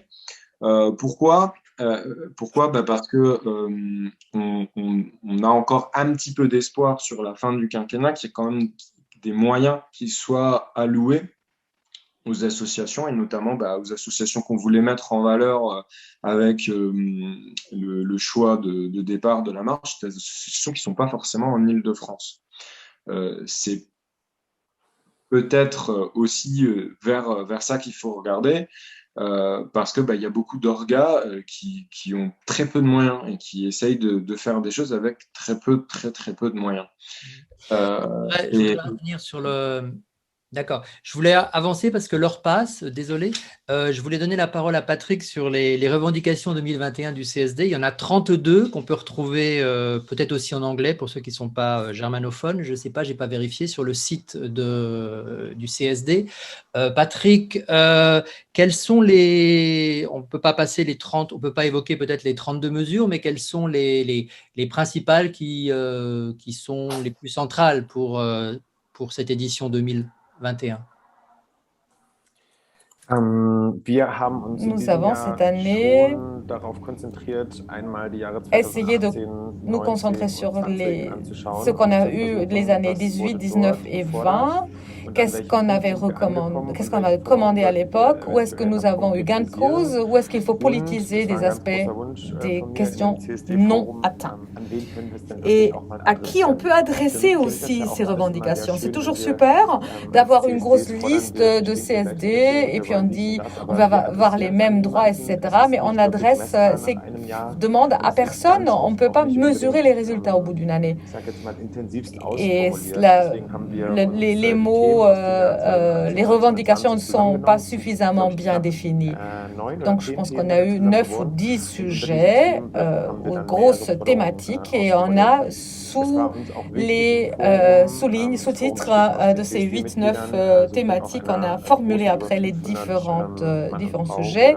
On a 500 personnes. C'est une liste de mailing avec 500 personnes, mais on a lancé un appel de proposition, pas toujours beaucoup de réponses. Souvent, lorsque les revendications sont aussi qu'on fasse une discussion à l'intérieur, l'activisme se fait désirer. Mais bon, c'est peut-être aussi quelque chose qu'il faudrait peut-être même communiquer par d'autres médias. Donc, on a des revendications d'un côté politique au niveau national européen, mais on a aussi des revendications à l'industrie. La première fois, nous demandons aussi les maisons d'édition de donner plus de visibilité aux auteurs cuir et aux sujets cuir dans leurs livres, dans leur catalogue, ainsi que de supporter la publication de ces livres. L'industrie cosmétique aussi, qu'ils ne prennent toujours les mêmes couleurs, c'est-à-dire il y a un racisme au quotidien dans tout ce qui est produit de beauté. Les sites de rencontres aussi, on les appelle de faire plus de prévention parce que dans ces espaces digitaux, il y a énormément de shaming, ce qui est quelque chose dont les plateformes sont responsables, l'industrie est responsable. Ça n'a pas pu être ainsi. On a dit no more no no's, c'est-à-dire on ne peut pas que quelqu'un s'affiche, chercher quelqu'un et dit pas de black, pas de X, pas de Y. Donc il faudra être plus actif par rapport à ces personnes-là. Il faut leur montrer il faut montrer à cette industrie qu'ils ont une rentabilité. Dans la région de Berlin et aussi au niveau allemand, on va aussi parler de la loi transsexuelle et de la difficulté, de la problématique inter. Je pense qu'il y a énormément de personnes non informées, non renseignées par rapport à ces sujets. Souvent, on pose trop de préalables. on part toujours de l'idée que les gens sont tous bien renseignés, mais même, je pense que les membres de notre community ne peuvent pas expliquer les différentes lettres, par exemple, et puis après on dit que les minorités dans notre groupe, avec les astérisques, etc., et les différentes couleurs soient représentées dans notre communauté. Cela fait débat, mais ce sont des problèmes de luxe, des gens que nous marginalisons ou qui ont été marginalisés, qui ne sont pas visibles, qu'on leur rende plus de visibilité. Voici donc un survol de notre catalogue. C'est vraiment un gros texte. Je vous incite à le lire. C'est toujours difficile aussi pour nous. On n'a pas les capacités pour les faire traduire dans d'autres langues. Et pour nous, en tant que comité de l'association, il faut toujours avoir différentes langues quand même.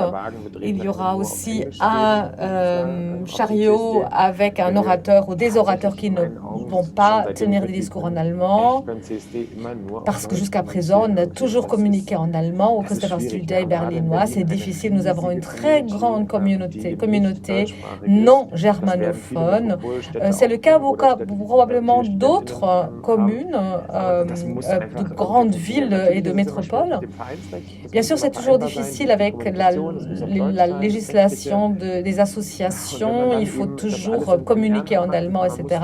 Et puisque nous sommes tous des bénévoles et que nous sommes assez réduits par rapport à nos collaborateurs, où est-ce qu'on trouve des personnes extérieures qui pourront nous aider, etc. Bon, alors ça c'était notre point de départ. Regardez ce qu'on a eu comme revendication des dernières années et où est-ce que nous sommes arrivés. Il y a aussi la possibilité d'adresser des lettres à certains destinataires. Donc nous avons un moyen de faire pression pour voir où il y a eu des rédactions ou pas. Il y a des PDF que vous pouvez télécharger. On pourra aussi identifier les personnes qui ne répondent pas du tout. Merci Patrick. Encore une fois, on peut retrouver donc toutes ces revendications donc sur le site du CSD Berlin, et si ce n'est qu'en allemand, on peut utiliser Google Translate pour obtenir la traduction dans la langue de son choix. Je voulais juste rappeler à toutes les personnes connectées que vous pouvez toujours poser des questions. Il y en a déjà qui arrivent par écrit ou en levant la main pour ensuite la poser directement à l'oral. Je redonne d'abord je redonne la main, c'est le cas de le dire, à Annabelle pour évoquer à la fois quitter l'horizon franco-allemand pour évoquer les questions internationales et ce qui se passe ailleurs en Europe. Et puis aussi, on a évoqué le bilan du quinquennat Macron, aussi celui de l'ère Merkel pour les droits de la communauté queer. Alors, also wenn wir uns jetzt aus dieser Perspektive, diese deutsch-französische Perspektive erweitern, pour élargir la perspective franco-allemande, on peut malheureusement observer que la situation en Europe de l'Est continue à empirer pour les communautés queer. On a pu avoir l'impression par moments que les évolutions avaient ralenti, mais on voit vraiment qu'il y a un agenda politique en Pologne et en Hongrie, notamment, et que la situation devient de pire en pire. Donc je pense à la Hongrie et cette nouvelle loi de censure homophobe basée sur le modèle russe qui vise à interdire tout contenu accessible aux mineurs et aux enfants, qui traiterait de la sexualité et qui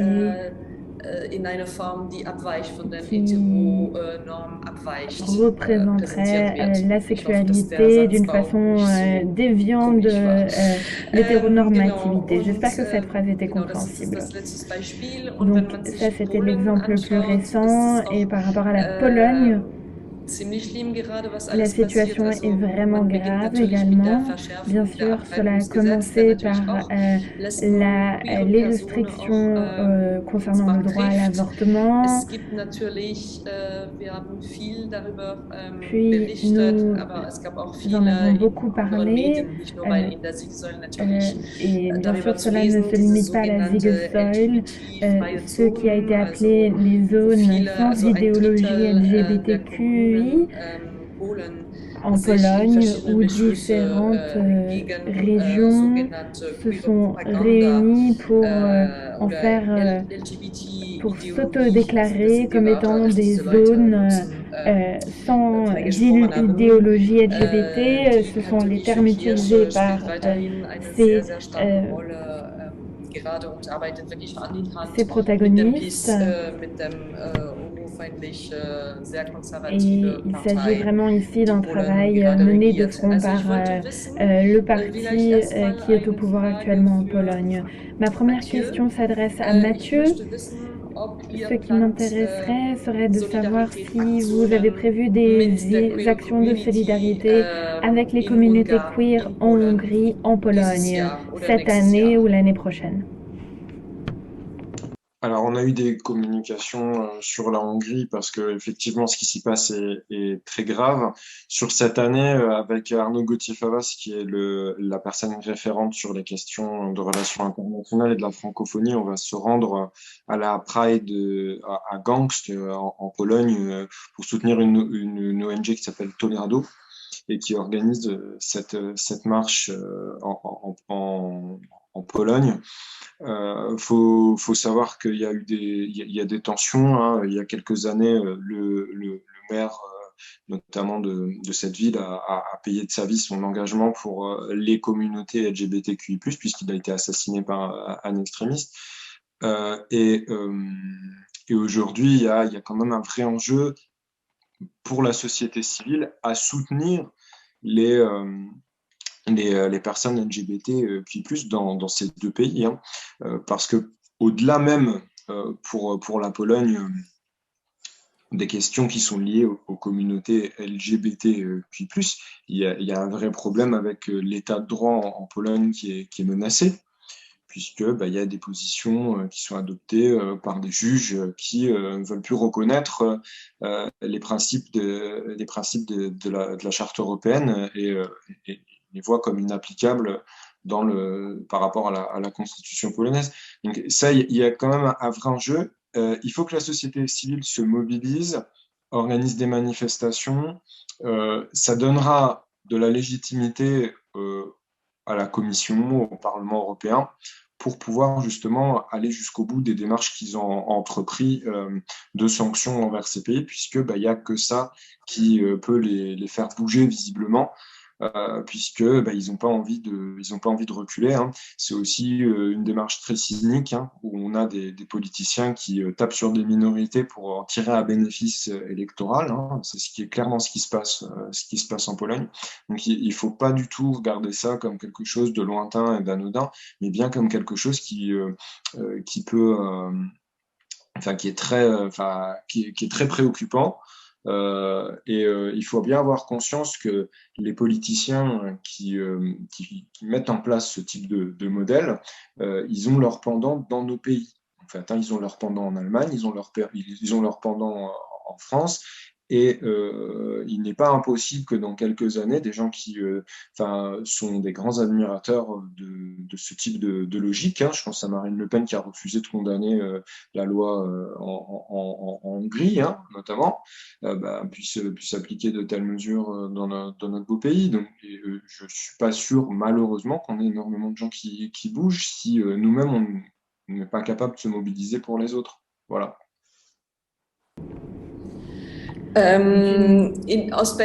Peut-être une question pour Jenny Luca et pour Patrick. La Pologne, d'un point de vue berlinois, c'est à moins d'une centaine de kilomètres de Berlin, 1 heure en voiture à peu près. C'est une autre réalité. Est-ce que vous avez prévu des actions, des initiatives pour exprimer votre solidarité au cours des mois à venir?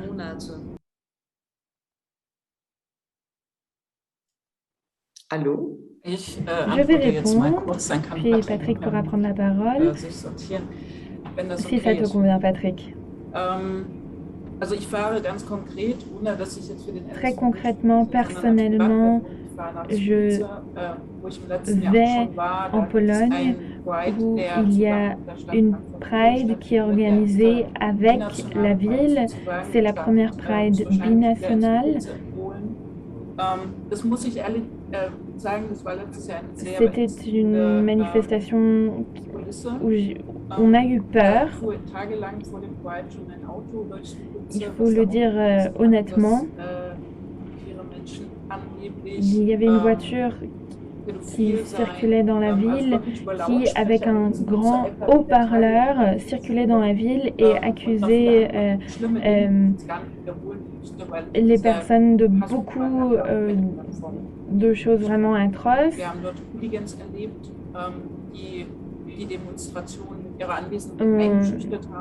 On a vécu des tentatives d'intimidation que la police n'a pas cherché activement à interrompre.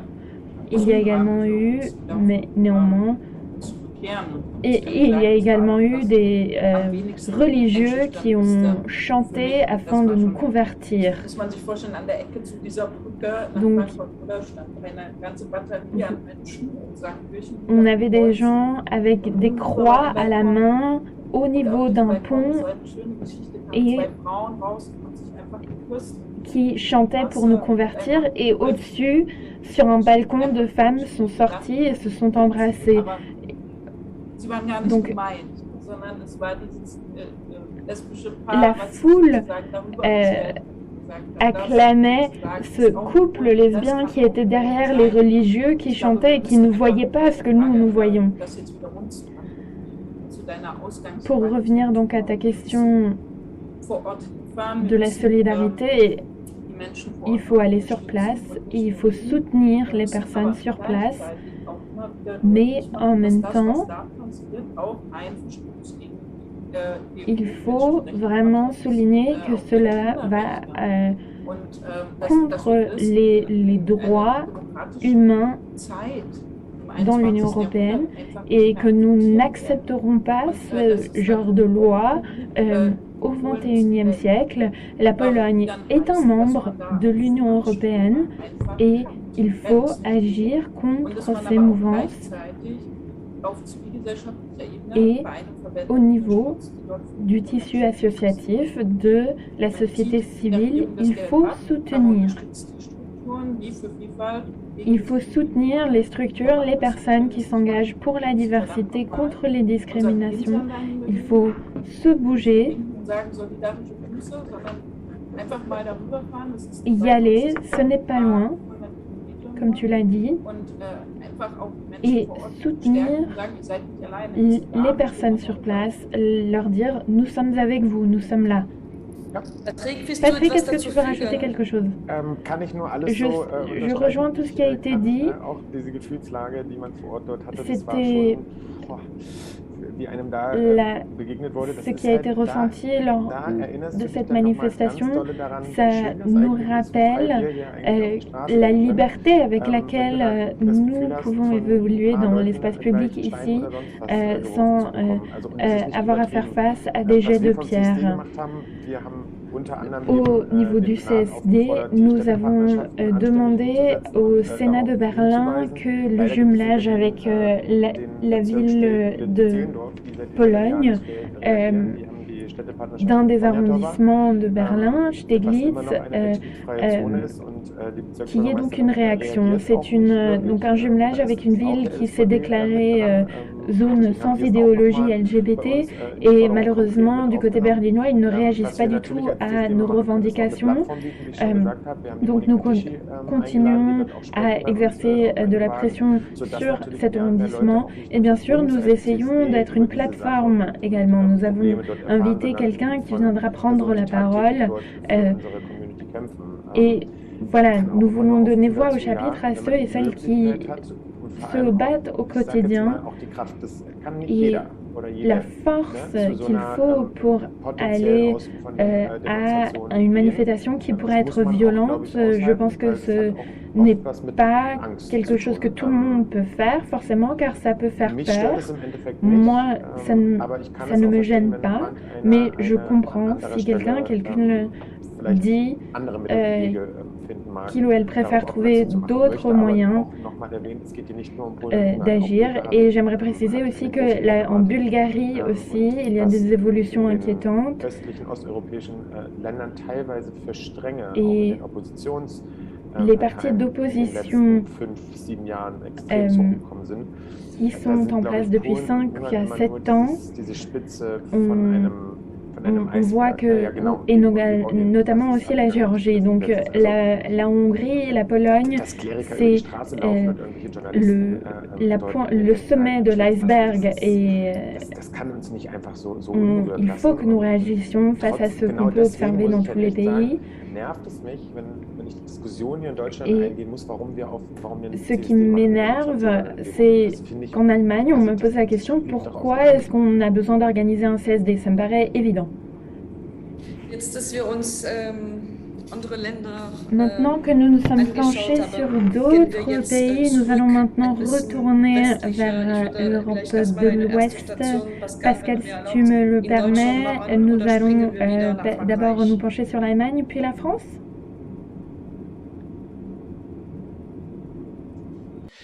Annabelle, on peut très bien finir sur l'Allemagne. On a déjà évoqué avec nos amis le bilan du quinquennat Macron, donc je pense qu'on peut tout à fait terminer sur celui de l'ère Merkel avant de passer aux questions du public.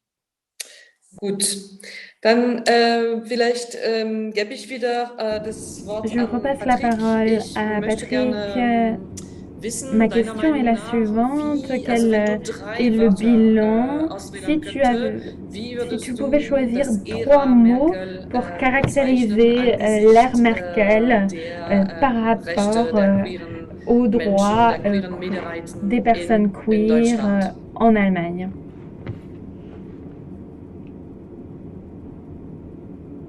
Du hast, genau, ja. Zu pragmatisch. Trop pragmatique.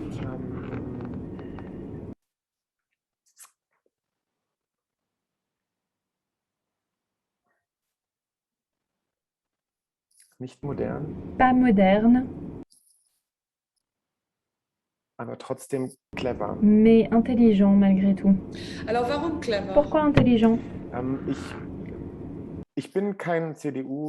Je ne fais pas partie des partisans du parti conservateur chrétien-démocrate de Merkel, mais au cours des 16 années que Merkel a passé au pouvoir, elle a mené une bonne politique pour le pays, mais pas au niveau queer. Mais bien sûr, il faut voir avec qui elle a cohabité au cours des 16 dernières années, notamment par rapport à la loi sur les transsexuels. Le SPD, le parti de gauche, le parti socialiste était également impliqué et très dur. Le fait qu'elle se soit détachée de la nécessité de cohabiter, le fait qu'elle ait réussi de façon intelligente à ouvrir la voie à certaines choses, de les rendre possibles. Je ne suis pas d'accord avec elle par rapport à certaines choses. Mais je pense qu'elle n'a pas été une mauvaise politicienne pour le pays. Mais pour ceux et celles qui nous suivent depuis la France, qui n'ont peut-être pas suivi la politique allemande très activement, pourquoi Merkel? Pourquoi le Parti chrétien-démocrate? Pourquoi ont-ils été au pouvoir pendant... Pourquoi est-ce qu'ils ont mis aussi longtemps à mettre en place le mariage pour tous? C'était 4 ans après la France, 12 ans après l'Espagne, 16 ans après les Pays-Bas, le premier pays en 2001 à avoir instauré le mariage pour tous. Pourquoi est-ce que ça a duré aussi longtemps? Pourquoi est-ce que l'Allemagne a mis tellement longtemps? Je pense que les forces conservatrices, les structures, les valeurs conservatrices sont trop présentes dans beaucoup de domaines politiques en Allemagne, que le système des valeurs conservatrices est très présent au niveau politique et ça a empêché beaucoup d'évolution, je pense. Et au cours des 5 dernières années, ce qui m'a vraiment frappé, c'est les disparités en termes d'âge au sein de l'électorat, qui est élu par les moins de 30 ans, qui est élu par les plus de 40 ans. Et j'espère qu'au fur et à mesure, au fil des prochaines années, il y aura beaucoup d'évolutions. Pourquoi 16 ans de règne conservateur, alors que le Parti chrétien-démocrate a été bien plus progressif et à gauche qu'il ne le sera à l'avenir, je pense, malheureusement.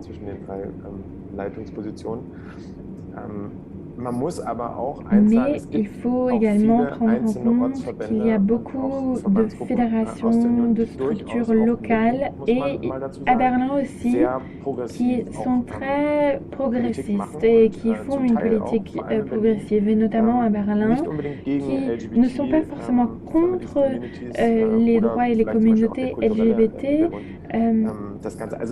C'est dur de généraliser. J'ai du mal à appliquer ça à tout un pays ou tout un parti.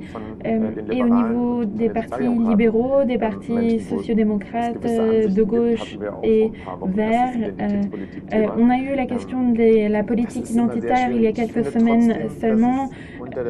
Mais je pense néanmoins qu'avec Angela Merkel au pouvoir, il n'y a pas eu de décision politique fondamentale à critiquer, mais au niveau de certaines thématiques, on aurait eu beaucoup plus de marge de manœuvre. Je ne sais pas à quoi c'était lié.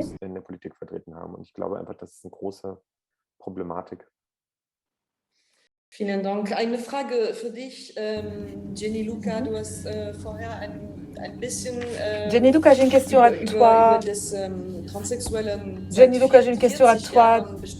Tu parlais de la loi sur les transsexuels qui existe depuis 40 ans. C'était la grosse déception pour la communauté queer allemande que cette loi sur l'autodétermination n'a pas été acceptée, n'a pas trouvé sa majorité. Ils ont rejeté le projet de loi. Est-ce que tu peux réagir, rebondir là-dessus? Je ne peux pas tout de suite faire une tête rouge qui finalement est incandescente de ma rage et de mon incompréhension. Aujourd'hui, on a déjà parlé de la loi française par rapport à la procréation artificielle. Il y a eu des influences exercées sur beaucoup de députés, des gens qui ont envoyé en masse des informations, entre guillemets, que des enfants majeurs, par exemple, qui peuvent changer de sexe même contre le désir des parents. C'est quelque chose qui a été envoyé aux parents. Il y a des mères qui ont dit que cela ne peut pas être le cas, il faut que les parents aient leur mot à dire. Peu avant les élections, je pense que les sociodémocrates ont du mal à se défendre. Ils ont pu comprendre que la coalition avec les chrétiens démocrates pourra trouver sa fin si on opte pour cette loi. Lundi, tout le monde affichait encore les couleurs arc-en-ciel, avec quand même beaucoup de défense de nos intérêts. Et plusieurs jours plus tard, sous la pression de des forces de la coalition, tout a été retiré. Je vais être prudent pour que vous puissiez mieux comprendre ce que je souhaite dire pour des raisons différentes. Je sais que l'AfD, l'extrême droite, est contre tout cela. Les fascistes, les nazis, je le dis directement dans notre Parlement, ont bien sûr aussi voté contre l'abolition de lois contre les trans. Et ça, c'est une agression contre les trans.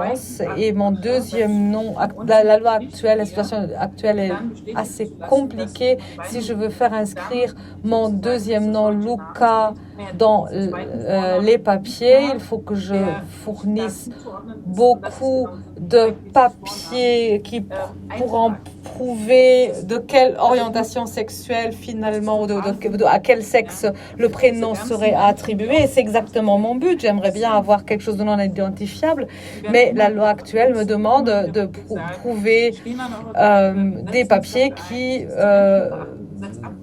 finalement montrent que le choix de mon nom est sans équivoque. La loi compétente, la loi supérieure relative à notre consultation, à notre loi fondamentale, la Cour suprême de l'Allemagne a régulièrement contredit le gouvernement actuel avec beaucoup de cas. En 2019, par exemple, des thérapies de conversion ont été interdites, mais seulement pour des personnes mineures, et c'est un grand scandale. Les thérapies de conversion, c'est de l'exorcisme pur et simple, et les personnes qui doivent se laisser faire ce genre de thérapie, c'est inhumain. Et le gouvernement allemand laisse toujours des échappatoires pour plaire encore à certains groupes des électeurs. D'ailleurs, l'interprète demande des excuses parce que le son original est très mauvais. Je ne suis pas toujours très sûre de ce que je traduis.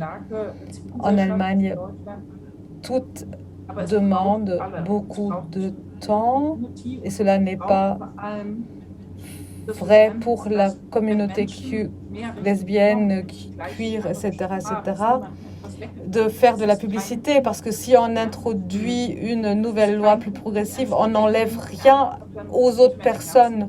Non, on n'enlève pas une part du gâteau, c'est bien le contraire, on rajoute un autre gâteau pour que tout le monde puisse manger à sa faim.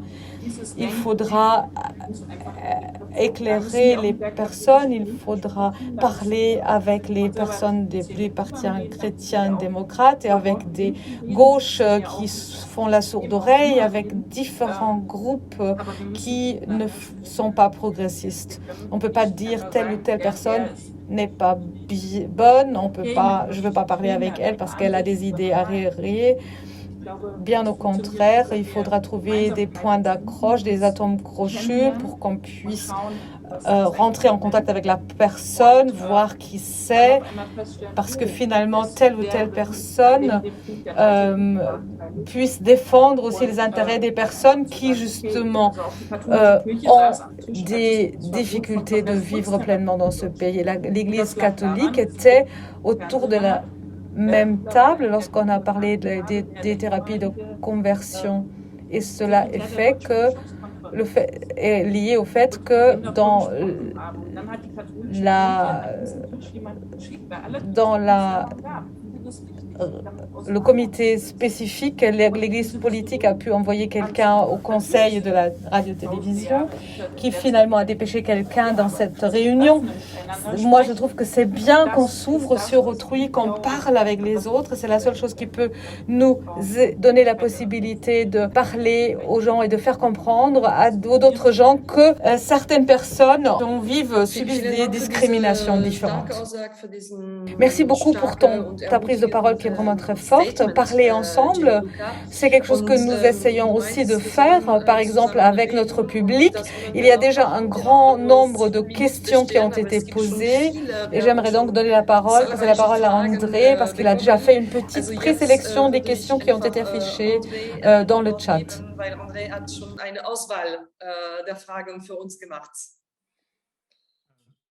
Merci Annabelle, merci Pascal et merci à tous les participants. Discussion passionnante. Je pense qu'on a le temps de prendre une question de Gérard Gabert. Et pour la résumer, il a l'impression qu'aux États-Unis, il y a une augmentation de la transphobie, un mouvement, une vague anti-trans. Et il se demande si ce n'est pas une vengeance face aux lois pour le mariage pour tous qui ont été votées. Et la question, c'est peut-être une question pour Mathieu Gatti-Pont-Bachette. Est-ce qu'il n'y a pas la même chose en France, une sorte d'augmentation de la transphobie comme une vengeance pour les lois qui ont déjà été votées? Mathieu? Alors, je ne sais pas si c'est une vengeance. Je pense que les gens qui étaient foncièrement conservateurs et opposés à tout un tas de droits, hein, c'était les mêmes qui étaient opposés à la contraception, qui étaient opposés à l'avortement, qui sont opposés au mariage, à l'ouverture du mariage républicain en couple de même sexe, qui sont aujourd'hui opposés aux droits des personnes transgenres. C'est pas nouveau. Ces gens ont toujours malheureusement été là avec ce type de position. J'ai pas d'éléments qui puissent me dire que c'est quelque chose de clairement réfléchi, pensé politiquement, qui laisserait croire à une vengeance. Maintenant, je pense que malheureusement, parce qu'il y a peut-être moins de solidarité, plus facile pour ces groupes de se prendre, de s'en prendre à la communauté transgenre. Oui, ça c'est une réalité, notamment parce que il y a parfois des divisions internes au sein des associations. Il ne faut pas se le cacher aussi, des personnes qui ont, il y a de la transphobie intracommunautaire dans le tissu associatif. Hein, il faut lutter contre pour avoir un front uni. Et il faut aussi arriver à faire la pédagogie nécessaire pour faire comprendre que on défend l'ensemble des droits et des intérêts des personnes LGBTQI+, et pas juste elle, et pas juste le G, et pas, voilà, il faut arriver à ça. Et là, je ne peux pas dire que c'est clairement voulu ou organisé, mais en tout cas, il faut s'organiser pour lutter contre de manière peut-être plus efficace, ça c'est clair. Jenny Lucas? Je pense aussi que ce n'est pas un acte de vengeance, mais que c'est organisé et très bien financé. On voit les dernières vagues qui arrivent aussi en Allemagne. C'est le résultat de ce mouvement massif vers la droite que traverse le monde.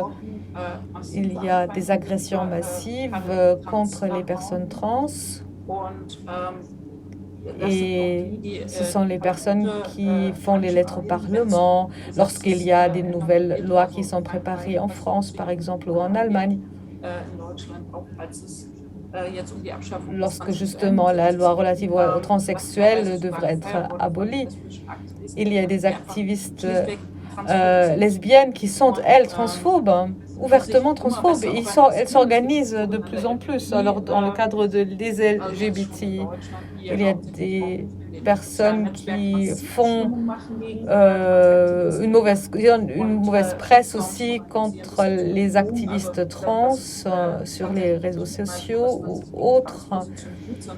Des personnes sont activement cassées, la réputation est activement cassée. J'espère que nous, en tant que communauté qui ne pense pas comme ça dans la grande majorité, soient en mesure d'arrêter cela.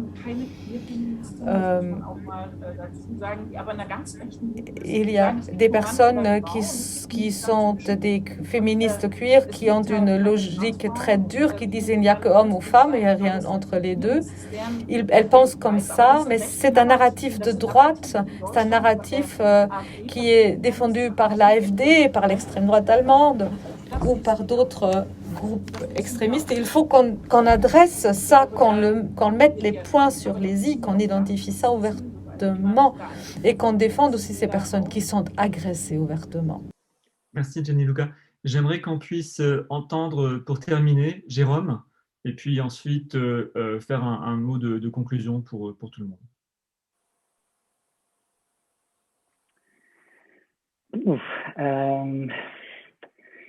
Je vais peut-être revenir à la loi sur la transsexualité en Allemagne.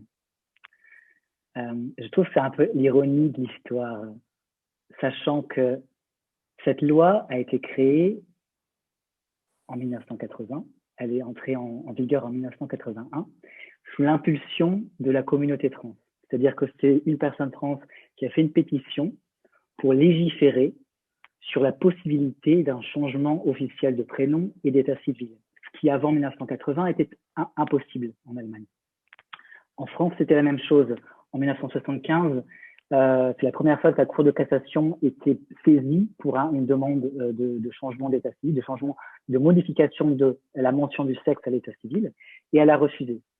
Et en fait, en France, on avait pendant très longtemps, enfin toutes mes premières années, mes 20 premières années en Allemagne, en France, il n'y avait pas de loi, donc tout était sur de la jurisprudence, ce qui est extrêmement subjectif, extrêmement aléatoire. Et en Allemagne, il y a toujours cette loi sur la transsexualité qui est très imparfaite, qui est tellement imparfaite qu'elle a été invalidée plusieurs fois, à peu près une demi-douzaine de fois par la Cour de cassation. Par exemple, l'obligation de la stérilisation pour le changement d'état civil, etc. Et donc, pendant 40 ans, on a d'un côté pas de loi, c'est le bordel total, c'est compliqué. Et finalement, en 2016, la France légifère et permet une sorte de dépathologisation, même s'il n'y a pas de déjudiciarisation, c'est-à-dire qu'il faut quand même une décision juridique, mais il y a une possibilité concrète, claire, avec des critères clairs sur les papiers, les conditions à remplir, etc.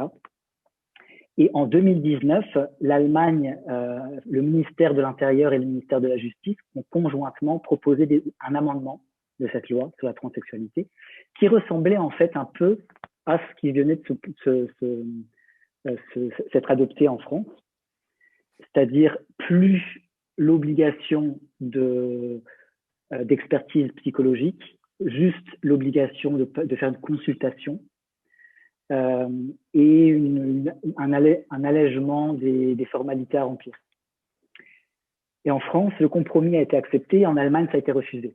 Et on en est arrivé 2 ans après ou 1 an et demi après à ces nouvelles propositions de loi sur l'autodétermination des Verts et du FDP qui ont été conjointement refusées par une écrasante majorité, même de la gauche, des socialistes allemands. D'ailleurs, cette loi n'est pas seulement sur l'autodétermination, enfin ces propositions de loi englobaient plus de choses, aussi les droits des personnes intersexes, donc le droit à la non-imposition de normes de réassignation de genre, aussi le fait que les personnes trans qui jusqu'à cette sorte de réforme qui était entrée en vigueur par la Cour constitutionnelle qui interdisait les stérilisations forcées, mais jusqu'à là, il y a des gens qui se sont retrouvés obligés d'être stérilisés, et donc il y avait dans les propositions de loi une indemnisation de ces personnes-là, tel que c'est le cas en Suède, par exemple. Bon. Alors, l'intérêt de Kurzarbeit, je pense que les choses vont de mieux en mieux. C'est juste que c'est lent. C'est-à-dire que sur une quarantaine d'années, des choses énormes se sont passées. On est passé en Allemagne, par exemple, de l'impossibilité de changer de prénom et de changer de mention du sexe à l'état civil, à une loi imparfaite,